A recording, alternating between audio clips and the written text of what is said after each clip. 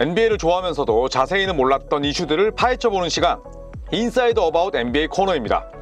2023년 8월 25일 FIBA 남자 농구 월드컵이 개막했습니다. 필리핀, 일본, 인도네시아에서 열린 농구 월드컵은 데니스 슈러더, 데니얼 타이스 등이 활약한 독일의 사상 첫 우승으로 마무리되었습니다. 반면 강력한 우승 후보였던 미국은 앤서니 에드워즈, 자렌 잭슨 주니어 등 NBA에서도 굵직한 선수들로 로스터를 채웠지만 4강에서 독일을 만나 패하면서 결승도 밟아보지 못한 채 짐을 싸야 했습니다. 그렇다면 미국과 다른 유럽 국가들의 농구 시스템은 어떤 차이가 있을까요? 미국의 충격적인 탈락을 두고 여러 언론에선 미국이 더 이상 압도적인 우승 후보가 아니며 미국과 다른 국가들 사이의 격차가 서서히 줄어들고 있다라고 보도했는데요. 스티브 커 미국 대표팀 감독부터 인정했습니다. 2023년 농구 월드컵에서 미국 대표팀을 이끈 스티브 커 감독은 미국의 부진에 대해 지금은 더 이상 1992년이 아니다 라는 말로 줄어든 격차를 덤덤하게 인정했습니다. 스티브 커 감독이 언급한 1992년은 스페인 바르셀로나 올림픽이 열린 때입니다. 당시 미국 대표팀은 마이클 조던, 레리 버드, 매직 존슨, 패트릭 유잉, 찰스 바클리 등 화려한 라인업과 더불어 일명 드림팀이라고 불렸습니다. 다른 팀 선수들이 미국과 경기가 끝난 후 사인을 받거나 사진 촬영까지 했을 정도로 높은 인기를 과시했습니다. 실제 코트 위 위압감도 엄청났습니다. 미국 대표팀은 대회 내내 작전 시간 한 번 먼저 요청하지 않고 금메달을 목에 걸었습니다. 그렇다면 굳이 커 감독이 이 당시를 언급한 이유는 무엇일까요? 가장 높은 무대인 NBA에서 활약 중인 최고의 선수들로 팀을 구성했기 때문입니다. 1992년 직전이었던 1991-92 시즌 NBA는 마이클 조던이 득점왕을 차지하고 클라이드 드렉슬러가 파이널에서 조던과 자웅을 겨뤘습니다.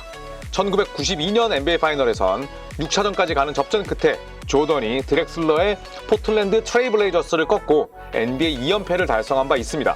조던, 드렉슬러뿐만 아니라 세계 최고의 리그에서 가장 정점에 서 있던 선수들이 죄다 대표팀에 모였으니 위압감은 어마무시했을 겁니다.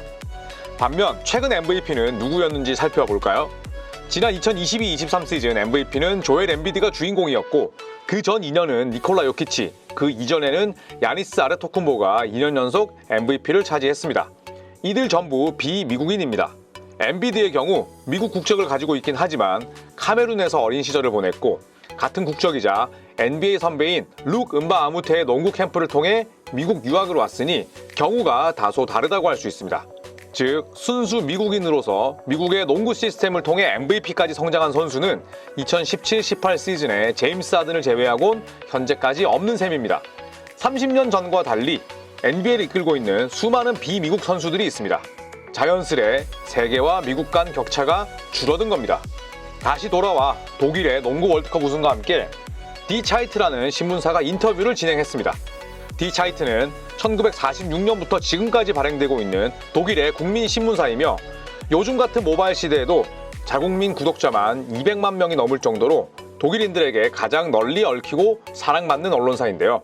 이 거대 언론사에서 인터뷰를 요청한 인물은 홀거 게슈빈트너라는 독일의 전 농구 선수였습니다. 아니 월드컵 우승의 주역인 대표팀 선수들이 아니라 왜 영감님을 모시지? 라는 생각이 들 수도 있는데요. 홀거 게슈빈트너는 독일의 전설적인 농구 선수이자 댈러스 매버릭스의 영혼이라 불리는 덕 노비츠키의 어린 시절을 지도한 은사입니다. 게슈빈트너는 인터뷰에서 농구와 같은 경쟁 스포츠를 릴레이 계주에 비유하며 한 세대에서 다음 세대로 바톤을 잘 전달하는 것이 중요하다라고 언급했습니다. 여기서 언급한 바톤은 바로 게슈빈트너가 강조하는 시스템과 문화입니다. 노비츠키는 어린 시절 비르츠부르크라는 지역에서 자랐습니다. 한적한 소도시이지만 교육 문화가 아주 잘 발달된 곳인데요. 이곳에서 노비츠키를 처음 만난 게슈빈트너는 그의 엄청난 재능에 감탄했지만 인격의 성장을 위해 다양한 책을 읽고 많은 악기를 다뤄보라는 숙제를 내줬습니다.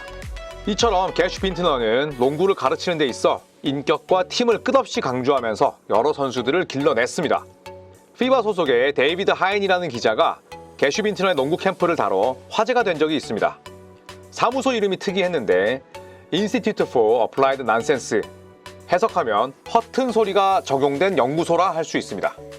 데이비드 하인이 실제로 게슈빈트너 농구 캠프를 찾았을 때 정말 놀라운 점이 많았다고 합니다.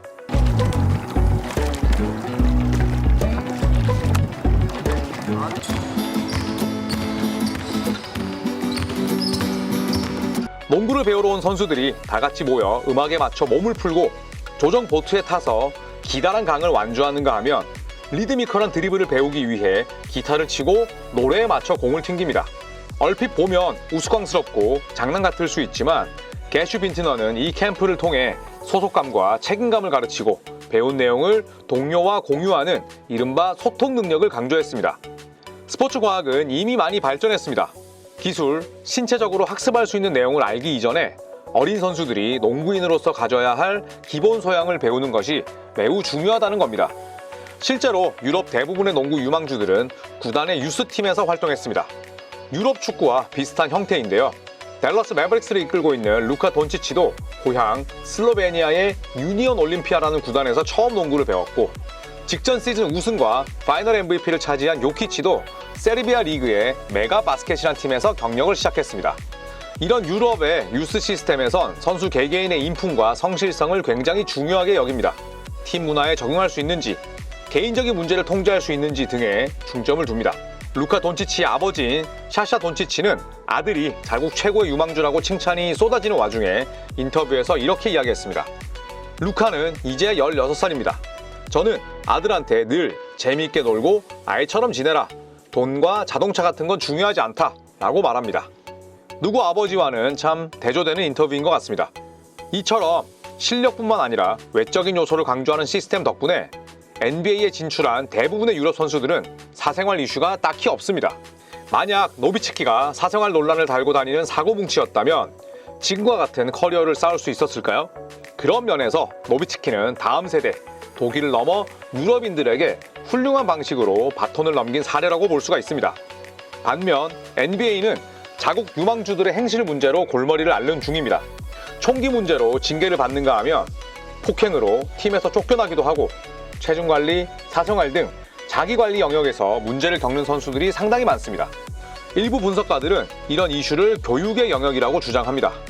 지금으로부터 한참 전인 2009년 블리처 리포트에서 데이브 스미스는 선수들이 대학을 졸업하기 전에 NBA로 와선 안 되는 이유에 대한 칼럼을 적었습니다. 첫 번째 이유는 성숙함입니다.